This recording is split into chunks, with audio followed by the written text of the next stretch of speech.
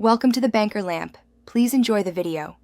You begin with quick, confident marks, a light oval for the head and a vertical center line to anchor symmetry. Once done, split the oval with a horizontal eye line at half height and mark the hairline about 1/6 from the top. This establishes proportions so features sit correctly. Then map the jaw and place the chin roughly 1/3 of the oval below center. Make small, erasable marks. These guides control placement and keep you from guessing later. Now place the key features with measured steps.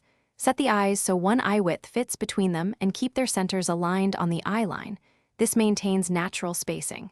Next, define the nose with its base about 1/3 below the eye line. Use a soft triangular guide to block mass before adding nostrils. Then position the mouth.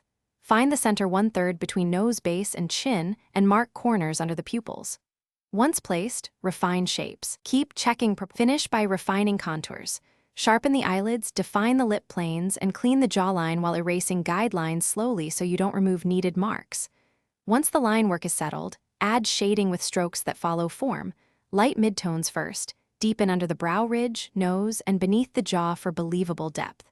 Make sure to blend sparingly. If the face feels lopsided, stop, step back, remeasure with the center line, and adjust feature positions before heavy rendering.